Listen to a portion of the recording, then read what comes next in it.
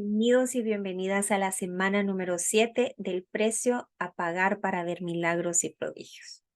Si hasta ahorita no has sentido que hemos ido cuesta arriba, te cuento que esta semana deberemos de tomarnos de la mano del Espíritu Santo, quien aprendimos es más poderoso para guardarnos sin caída.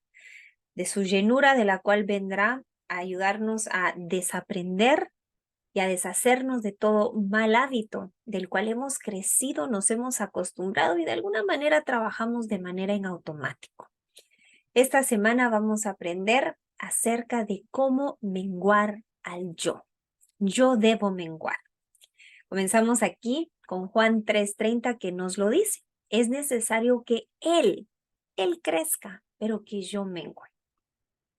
El primer punto entonces a confrontar esta semana por el resto de nuestra vida como un hábito es yo debo menguar. Allen nos lo explica de la siguiente manera, en cuanto a qué es esto que tenemos que menguar. Nunca había sentido que yo era orgulloso. Si tal pensamiento venía a mi mente, ya sea por la prédica o por acusación directa, o incluso por el trato fiel del Espíritu, yo, como tantos otros, me excusé llamando a esto respeto a mí mismo, elegancia, buena crianza o alta mentalidad. Pero Dios lo llamó pecado. En Proverbios 21:4 nos dice que el orgullo de corazón, que es lo que vamos a tratar en este video, es pecado. Altivez de ojos y orgullo de corazón y pensamiento de impíos son pecado. ¿En qué debemos menguar? Del orgullo en sus 5 expresiones. Te comparto que aquí he usado material externo al libro que hemos venido leyendo semana a semana de la fuente Bible Sumo, que nos lo detalla 5 expresiones del orgullo. Número 1, el orgullo de la autoexaltación. Cuando nos comparamos y vemos que nosotros ahí, comparados al resto, nos vemos mucho mejor. Ahí donde de alguna manera vamos viendo cuánto vamos avanzando comparado a nuestros hermanos, comparado a nuestro prójimo, ahí aún comparado con nuestro cónyuge, viendo quién ya recibió la disciplina y viendo quién va prosperando para tratar de interpretar ahí a quién le está yendo en comillas con bendición. Esta es una forma de orgullo. La segunda forma de orgullo es la autopromoción, donde lo que consideramos merecemos por lo que hemos hecho para Dios o para el prójimo. Ay, cuánto te has dedicado a orar y pareciera que Dios aún no te contesta. El que te lo mereces por todo el esfuerzo que has estado haciendo. ¿Y qué crees? Te cuento que también esta es otra forma de orgullo. La autojustificación, el orgullo que espera el crédito de Dios mismo, cuando creemos ganarnos el favor de Dios por nuestras obras. El ayuno que hicimos definitivamente tiene que haber valido la pena, el sacrificio, el ver el retorno de lo que nuestros ojos esperan. Las revelaciones, hay esas prédicas de las cuales vemos que tocaron el corazón de las personas. Y ahí ahora me justifico que tengo un crédito a favor de lo que estoy esperando, los dones que poseemos, aún la gracia que Dios nos muestra. Una justificación de lo cual creemos ser un juez justo y determinar así el qué nos merecemos y el por qué no lo merecemos. Y esto puede ser tanto en el ámbito positivo como en el ámbito negativo, el justificarnos que no hemos llegado a la talla porque tenemos un cónyuge difícil de amar o si la situación económica fuera distinta, nuestra fe estaría en otro nivel. Y ahí, cuanta excusa pongamos para no llegar a esa perfección o justificarnos que ya alcanzamos lo máximo de la perfección a la cual podemos llegar. Esa es una forma de orgullo. Número 4, la autocompasión. Cuando ahí nos castigamos a nosotros mismos frente a otros, pero que realmente la intención escondida es buscar la afirmación. Y te cuento que esta, a simple vista, no pareciera orgullo. De alguna manera pareciera humildad. Estamos ahí, no estamos jactándonos, no estamos comparándonos. De hecho, estamos ahí sacando nuestras debilidades. Pero esta fuente nos lo pone de la siguiente manera. Eres orgulloso porque estás absorto en ti mismo. La autocompasión, te estás enfocando en ti mismo, estás preocupado por ti mismo. Y una persona, inclusive cuando es suicida, es orgullosa porque tiene pensamientos de impotencia, desesperanza, inutilidad, emociones dolorosas, pero su cosmovisión gira en torno a sí mismo y pierde la preocupación por sus seres queridos. Esto nos confronta realmente porque en donde hemos creado patrones de pensamiento, donde hemos creado hábitos a los cuales hemos justificado, ahora están siendo confrontados a la luz de la palabra, que son orgullo y únicamente orgullo. Y aquí te presento la quinta manera del orgullo, que no solo debemos menguar, sino también en el nombre de Jesús nos debemos despojar. La autocondena.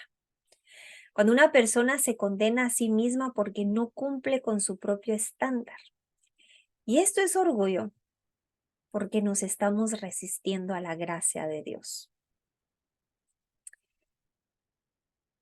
¿Cuál es entonces la manera de menguar frente a estas 5 expresiones del orgullo? Si te das cuenta, el común denominador en estas 5 expresiones son el yo, el egocentrismo y la comparación con otros. Por lo tanto, lo contrario del orgullo, el menguar en el orgullo hasta despojarnos del orgullo, es la humildad. Y nos dice John Piper lo siguiente: el gran secreto de la humildad es no enfocarse en sí mismo. Aquí comienza lo que esta semana deberemos adoptar como un estilo de vida, el dejar de enfocarnos en nosotros mismos. El gran secreto de la humildad es no enfocarse en sí mismo, en absoluto, sino llenar su mente y corazón con la gloria de Dios revelada en la mente y resurrección de Jesucristo, que es el único que vence el pecado. Entramos con peritas y manzanas a ver cómo se manifiesta este orgullo aún dentro de la misma congregación, que es donde el Padre nos enviará para en el nombre de Jesús seguir discipulando a nuestros hermanos y hermanas en Cristo, aún líderes, anfitriones, voluntarios y servidores del Señor, para que unos con otros podamos ir menguando y viendo el poder sobrenatural del Señor fluir a través de vasijas no contaminadas con el orgullo, pero dispuestas para servirle a Él. Esta es la primera área específica a comenzar a trabajar esta semana. Aunque es el punto número 2 de nuestra enseñanza, es la primera área práctica a trabajar. Menguar en mi forma de pensar. Marcos 16:20. Y ellos saliendo predicaron en todas partes, ayudándoles el Señor y confirmando la palabra con las señales que la seguían. Amén. Cuando menguamos en nuestra forma de pensar, estamos permitiendo a nuestro pensamiento, a nuestro patrón de ideas, el ya no enfocarse en el yo, en nuestras capacidades, sino en la dependencia total del Señor, aun cuando seamos expertos en la materia a tratar que el Señor nos está llamando a trabajar. Allen nos lo explica de la siguiente manera: aprendí a darme cuenta de mi absoluta dependencia de Dios y de lo poco que valían mis propios esfuerzos. Me di cuenta como nunca antes me había dado cuenta de que incluso los mejores de mis esfuerzos eran tan inútiles que en verdad Dios debe tomar el control total de mi vida y que antes de que eso pudiera suceder, yo, o sea, mi propia personalidad, talentos, conocimiento o habilidad natural, debe disminuir en cuanto a la importancia que le doy a mi propia opinión. ¿Cómo es menguar en el área de nuestros pensamientos? Bajarles volumen y silenciarlos hasta terminar anulándolos. Esos pensamientos que se quieren interponer de manera orgullosa frente a la instrucción del Señor. Ahí amenazando que esa manera de pensar es mucho más racional y mucho más efectiva que la instrucción que el Espíritu Santo mismo te ha dado. ¿Te recuerdas la lección donde aprendimos a no endurecer nuestro corazón frente a la voz del Espíritu Santo? Aquí te doy ejemplos de cómo estos pensamientos se pueden presentar. ¿Para qué vas a orar? No va a funcionar. Es tu imaginación. Vas a quedar avergonzado. Y aquí cada pensamiento va al yo, o autojustificarme, autocondenarme o autoexaltarme. Aquí el orgullo escondido en su máxima expresión de pensamientos ruidosos. El siguiente punto a trabajar es menguar en mi forma de actuar. Comienzo a menguar en mi forma de pensar y por ende sigue como resultado mi forma de actuar. Segunda de Timoteo 3:5 nos advierte en cuanto a lo que es la apariencia. Y el orgullo típicamente se viste de una máscara para ser aceptado, para ser una influencia, el para ser admirado. Y esto nos lo dice Timoteo, que tendrán apariencia de piedad, pero negarán la eficacia de ello. A esto se evita. Aquí el autor nos dice que hay dos fuentes de poder. La fuente de poder que viene de la apariencia que crea el hombre y la fuente de poder sobrenatural que solo puede venir de Dios. La que viene por apariencia del humano se ve aún en las congregaciones. Nos lo detalla de la siguiente manera. Muchas grandes organizaciones eclesiásticas hoy en día se jactan de su poder, influencia o popularidad en su comunidad. Su poder e influencia se derivan de la magnificencia de sus grandes plantaciones de iglesias, sus inmensas cuentas bancarias, la eficiencia de su organización, su fuerza numérica y su conexión con las personas, entre comillas, correctas.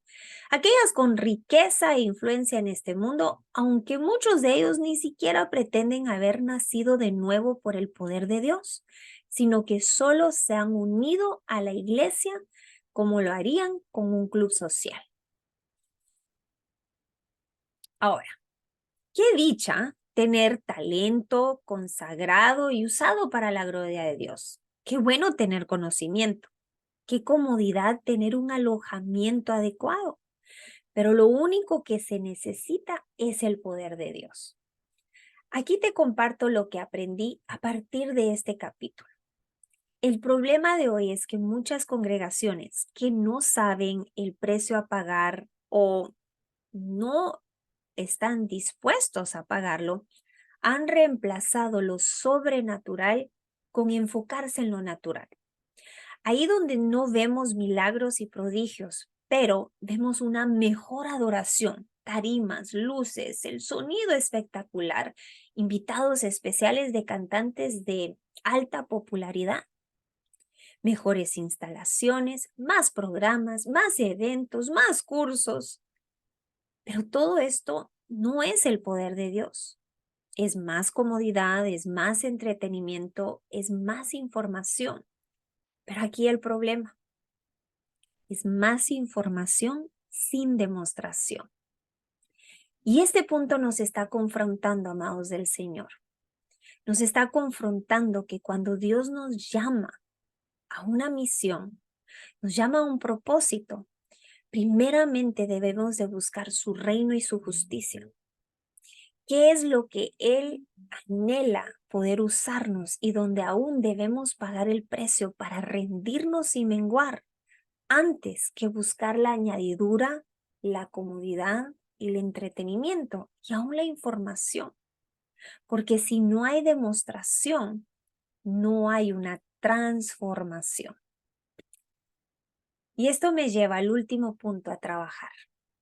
Menguar en mi forma de hablar. Este es el punto donde el Señor nos está llamando a una renovación como nunca antes. Pablo nos lo describe en 1 Corintios capítulo 2, versículo 4. Ni mi palabra ni mi predicación fue con palabras persuasivas de humana sabiduría, sino con demostración del Espíritu y de poder.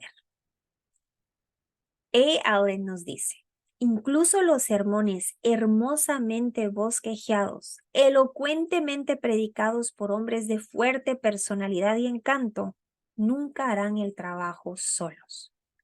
Después de todo, ni siquiera la predicación es nuestro objetivo. Es simplemente un medio para un fin. ¿Te acuerdas que Jesús típicamente iba enseñando seguidamente de demostrando, libertando al cautivo, sanando al enfermo, anunciando las buenas noticias del evangelio al oprimido? El predicar es simplemente un medio para un fin.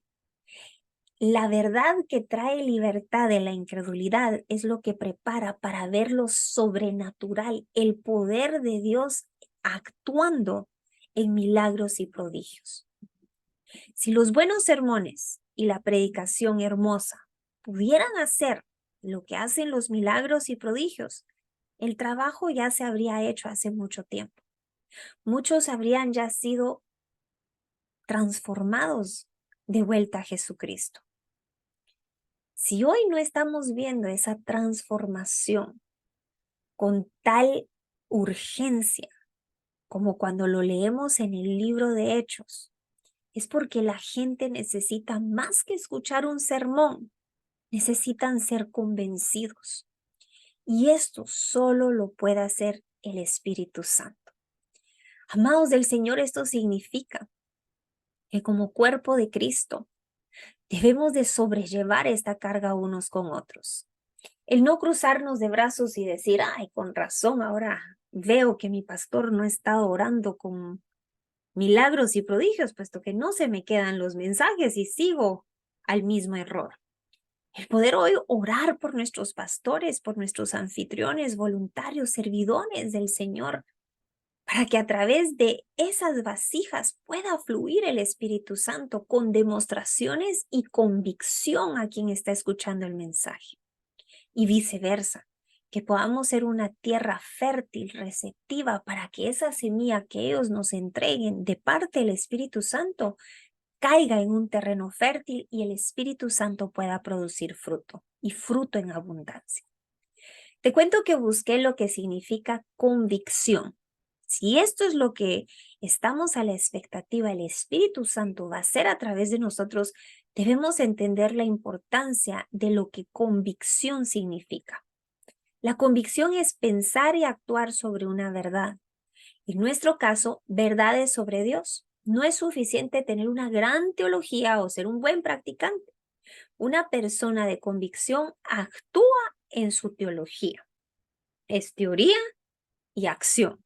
Oración y acción. Obedecen a lo que saben que es verdad acerca de Dios. Es creer que Dios lo dijo, obedecer que Dios lo dijo. Y no importa lo que mis ojos ven, yo sigo esperando en lo que creo y obedecí, Dios dijo. ¿Qué nos quiere convencer el Espíritu de Dios a partir de hoy? Y aquí entra lo que hay en varias escrituras que encontramos a lo largo de la Biblia. El Espíritu Santo nos está hoy convenciendo que tengamos cuidado con la levadura espiritual. Sabes, había leído levadura en varias escrituras, pero no le había puesto el cuidado, la importancia de entender por qué el Espíritu Santo usa levadura. Te doy aquí algunas escrituras. Gálatas 5:9. Un poco de levadura fermenta toda la masa. Marcos 8:15. Y él les encargaba diciendo, tened cuidado, guardaos de la levadura de los fariseos y de la levadura de Herodes. ¿Qué tenían los fariseos y Herodes en común? Se habían llenado de orgullo por su posición, por su fama, por su poder, del cual ahí habían ellos puesto su confianza y su mirada en sí mismos y en sus obras. Se habían inflado, se habían jactado. 1 Corintios 5 nos dice, entregada ese tal a Satanás para la destrucción de su carne, a fin de que su espíritu sea salvo en el día del Señor Jesús. Vuestra jactancia, es otra manera de orgullo, no es buena. ¿No sabéis que un poco de levadura fermenta toda la masa? Limpiad la levadura vieja para que seáis masa nueva, así como sois sin levadura, porque aún Cristo nuestra Pascua ha sido sacrificado. Esta escritura me pone en contexto que la levadura es lo que se compara al orgullo. ¿Sabías tú que la levadura tiene dos funciones principales en la fermentación? La primera función es levantar la masa, inflarla, ahí que se vea más de lo que realmente es. ¿Acaso no hace eso el orgullo? Y la segunda función es airear la masa. ¿Sabes cuál es el problema con la levadura? Es que la levadura comprimida, compresa, envejece y se debilita gradualmente, incluso cuando se almacena en el refrigerador. Y cada vez necesita más y más levadura. Pero el sabor de la levadura es amargo. Y esto es exactamente lo que produce el orgullo. Cuando leemos Primera de Corintios capítulo 5, nos damos cuenta que dice, entregada ese tal a Satanás para la destrucción de su carne, de lo que se ha inflado, de lo que se ha jactado y le está impidiendo llenarse del único que permanece la llenura, que es visible a través de los frutos y que no es engañoso como lo es la levadura, que es el Espíritu Santo. Consecuencia del orgullo vienen muchas áreas a nuestra vida dolorosas. Y es ahora que entendemos que somos enfrentados a esas consecuencias para evitar que esa levadura no solo nos termine amargando, sino nos termine autodestruyendo. ¡Cuán bueno es el Señor! Antes que la levadura nos termine de contaminar por completo y amargar y endurecer, el Señor permite que seamos zarandeados y hasta humillados para despojarnos antes de que ese orgullo nos autodestruya. ¿Sabes? Ahora entiendo el por qué se habla de la levadura. Santiago 4:6 nos lo dice de la siguiente manera. Pero Él da mayor gracia. Por eso dice, Dios resiste a los soberbios y da gracia a los humildes. Y te cuento que aquí el autor le da el tiro de gracia a quienes estamos leyendo esto porque dice, ¿cómo entonces puedes esperar que Dios obre contigo, confirmando la palabra con las señales, milagros y prodigios que la siguen, cuando Dios ha dicho que te está resistiendo? Y termina diciendo, sí, debemos disminuir. Aquí te doy la conclusión con peritas y manzanas. El orgullo no tiene placer de tener algo, solo de tener más que el prójimo. El orgullo comienza en la comparación, en lo que te enorgullece cuando te estás comparando, el placer de estar por encima de los demás. Una vez que desaparece el elemento de competencia, desaparece el orgullo. Aquí vamos a ir a la raíz, no solo al síntoma o lo inflado que se ve la circunstancia en nuestra vida. La práctica de la comparación y la competencia da la bienvenida a la tentación del orgullo. Protégete de compararte con los demás para verte bien. Eso es tanto en tu relación personal con el Señor, como la de tu proceso, como compararte con tu matrimonio con el de alguien más, comparar a tus hijos, comparar tu discipulado, comparar tu casa, comparar tu carro, comparar todo cuanto aquello de lo cual haya tentación de enorgullecernos. A eso nos está llamando el ejercicio que vamos a hacer esta semana en compañerismo, el no buscar la atención y la afirmación de los demás. Esto significa menguar. Yo debo menguar, tú debes menguar, ellos y ellas deben menguar, vosotros, ya entendiste, todos debemos menguar. Y en el nombre de Jesús esto solo será posible a medida que nos recordemos que Él es más poderoso para guardarnos sin caída. Comenzamos el tiempo de compañerismo. Vamos a hacer grupos de 2 personas para poder compartirnos nuestro punto de contacto. Esta semana el ejercicio va a ser de manera distinta. Hay tanto por qué trabajar en esta semana. Hoy un velo ha caído, muchos de los hábitos que habíamos seguido, reacciones en automático, maneras de pensar tienen que ser transformadas. Y para esto vamos a necesitar dedicar tiempo a solas con el Espíritu Santo. ¿Para qué vamos a compartirnos nuestro número de teléfono? Porque vamos a necesitar orar los unos por los otros. Esta semana no nos vamos a reunir durante 30 días, pero no durante 30 días, durante 4 días. Esta semana no nos vamos a reunir durante 4 días, pero sí vamos a mandarnos un mensajito de texto diciendo estoy orando por ti y viceversa. Ahí el poder ir en el nombre poderoso de Jesús, soportando y velando y cargando esta carga unos con otros, como nos lo dice Gálatas. ¿Qué es lo que vamos a trabajar? Yo debo menguar. Menguar de mi forma de pensar, vimos autoexaltación, autopromoción, menguar en mi forma de actuar, autojustificación, autocondena, menguar en mi forma de hablar, autocompasión. Aquí te dejo un inventario sugerido para poder llegar a la raíz de dónde comenzó este patrón de pensamiento, de palabra y de acción. ¿Con quién comenzó esta competencia? ¿Cómo eras de niño? ¿Cómo eras de niña? Si nunca competiste, ¿cómo te veías a ti mismo? ¿Por qué decidiste nunca competir? ¿Te sentías inferior a los demás? Recuérdate, la autocompasión también es forma de orgullo. ¿Eras tú quien siempre perdía o siempre ganaba? Aquí van a salir algunas cositas a la luz. ¿Cómo ha sido tu modelo frente a tu prójimo? Tus hermanos de sangre, tus hijos, tus hermanos en Cristo en el discipulado. Y esto es para ti con el Señor. Gloria sea al Señor, porque aquí vamos a hacerlo más transparente con el Señor. Aquí no podemos ocultarle nada. Recuerda, el Señor ya sabe lo que vamos a decir aún antes de que lo digamos. Y conoce mucho más nuestro corazón que tú y yo. Aquí el ejercicio es que tú y yo seamos presentados frente a nuestro corazón engañoso para poder arrancar, derribar y destruir toda forma de levadura que esté llenando el espacio que solo debe ocupar por quien hoy nos quiere usar, quien hoy nos ha escogido para usarnos, no porque nos necesite, sino porque así de grande es su amor, su gracia y su misericordia de invitarnos a participar de su historia. ¿Qué te pone el Espíritu Santo hoy y por los siguientes días en arrepentimiento y transformación? Lleva estas dos últimas preguntas a trabajar esta semana solas. El cómo ha sido tu modelo frente a otros y qué te habló el Espíritu Santo que debes de llevar a su arrepentimiento. No se te olvide orar por tu compañero o compañera y dejárselo saber a lo largo de los 5 días por un mensajito. En el nombre de Jesús yo oro que cuando nos veamos la próxima semana, vengamos sin levadura y estemos listos para la siguiente lección. Nos vemos si el Señor lo permite en la próxima semana.